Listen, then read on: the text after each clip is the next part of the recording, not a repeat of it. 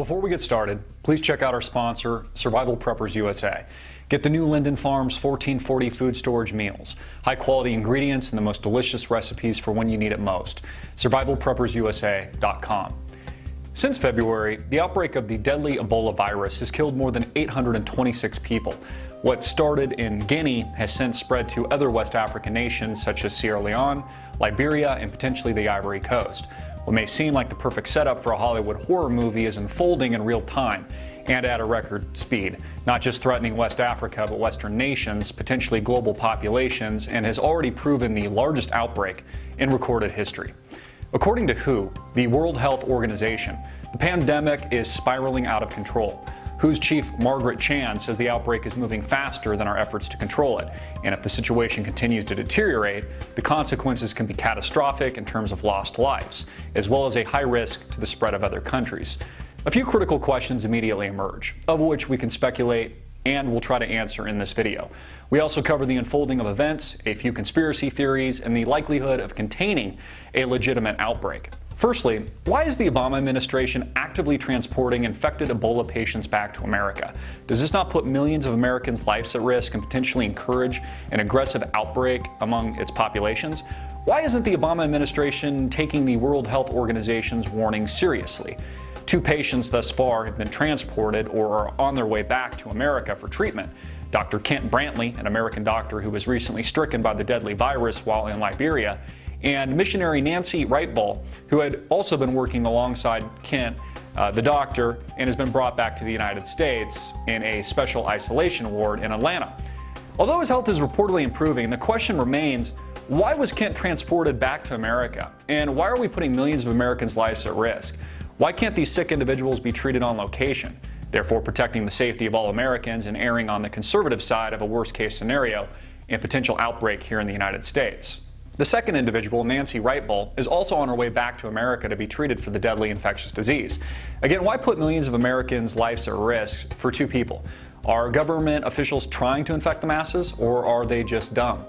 Curiously, Obama signed an amendment to Executive Order 13295 just a few days ago, under the radar, of course, on July 31st, that gives the president absolute executive power to detain any individual, American citizen or otherwise, that allows apprehension, detention, or conditional release of individuals to prevent the introduction, transmission, or spread of suspected communicable diseases. Specifically, the amendment targets those individuals suspected of respiratory illness or severe acute respiratory syndromes. So what does the president know that we don't? Why the hurry in amending an executive order if there is nothing to worry about in the first place?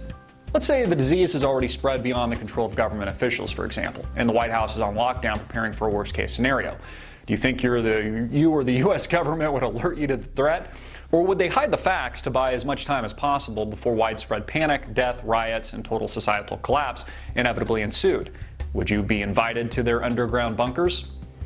Another logical question is whether the outbreak is natural in its origin. Has the disease naturally spread on its own, or was it engineered? Our government warns us about this all the time, the threat of biological warfare and superbugs.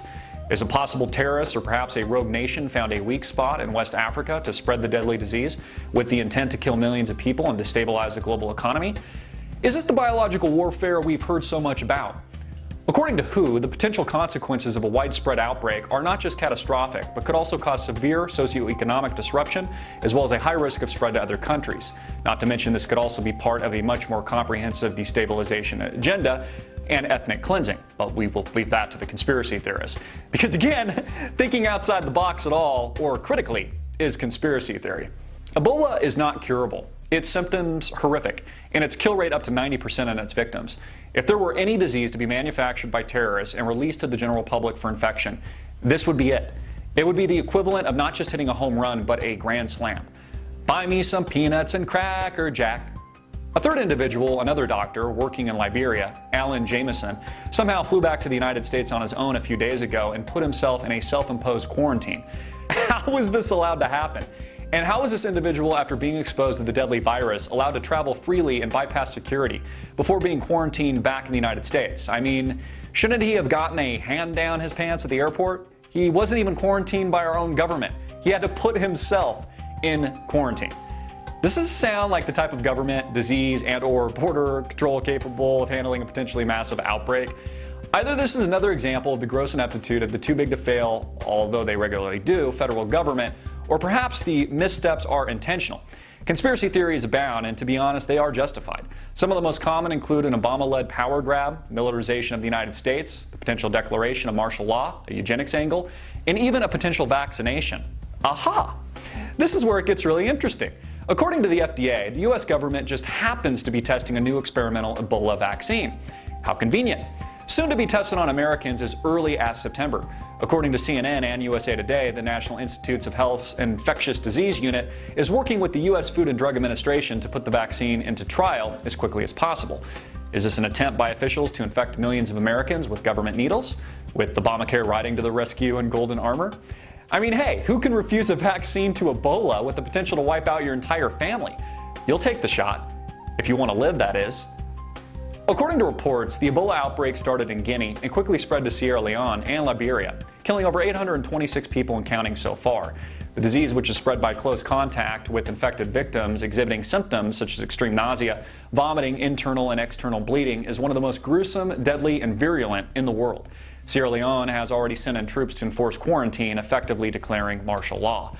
Also on tap, which seems uncanny in its timing and strangely peculiar, is a U.S.-African summit being held in Washington, D.C. this week, a three-day conference that will bring nearly 50 African officials to Washington, D.C. for an unprecedented gathering that government officials say could be a turning point for U.S.-Africa relations. Really? In addition to flagrantly flying infected Americans back home plagued with the disease, Obama just happens to be hosting a dinner party with African officials reeling from the outbreak? Of course, the president said not to worry, and that the agenda for the African summit has not changed, and whatever that is, and that some of the international guests will undergo additional screening. We are taking the appropriate precautions, the president said at a press conference on Friday. While Obama talks rainbows and sugar gumdrops, another individual has collapsed at Gatwick Airport on Sunday, just south of central London, after flying from Sierra Leone. She reportedly fell violently ill on board a commercial airliner and collapsed just after arrival at the airport. She was later pronounced dead by local media. Officials say she was tested negative for the virus and that it's only a coincidence that she just happened to be flying from a host country and had been exhibiting the exact same symptoms of an infected Ebola patient. Be careful not to ask too many questions, folks. You don't want to be considered a nut. Again, would your government tell you if massive outbreak was past the point of no return, containment impossible, and the disease about to annihilate vast swaths of the global population? Do you honestly think you would get a personal email from the president? Here's what we know. We already have at least 2 infected patients who have been transferred back to the United States. A third person mysteriously bypassed border security and CDC safeguards and is in self-imposed quarantine. Officials won't say how he got back to America or bypassed security, so I'm assuming he traveled on board a commercial airliner and exposed himself to hundreds of people at a minimum. Although not contagious until exhibiting symptoms, this proves a gross security breach that has already likely been duplicated many times over with a live infected patient. Another individual who they say tested negative just happened to be traveling from Sierra Leone, one of the infected host nations, and just collapsed and died at a major airport after being exposed to hundreds, if not thousands of people. And this just in a few days. Imagine what could happen in a few weeks, a month's time. History shows us that mass outbreaks leave underdeveloped and developed nations grossly ill-prepared. Whether it was the Black Plague that swept through Europe in the 14th century, killing an estimated 25 million people and upwards of 60% of the European population, or pandemics that wiped out up to 80% of the Native American population by the 19th century, we know containment can be difficult, oftentimes impossible. It is well known that American hospitals have trouble containing a simple staph infection, yet alone a deadly virus such as Ebola. And we can't even pretend to understand the potential casualties or gross implications of a potential outbreak. Our government can't even control our borders, for God's sakes, yet alone a microscopic airborne disease as deadly as Ebola from spreading. I'm Christopher Greene, and you've been tuning into AMTV, alternative media television. Hard-hitting and in your face. Please share this video everywhere, make it viral, and click the link below to support our sponsor.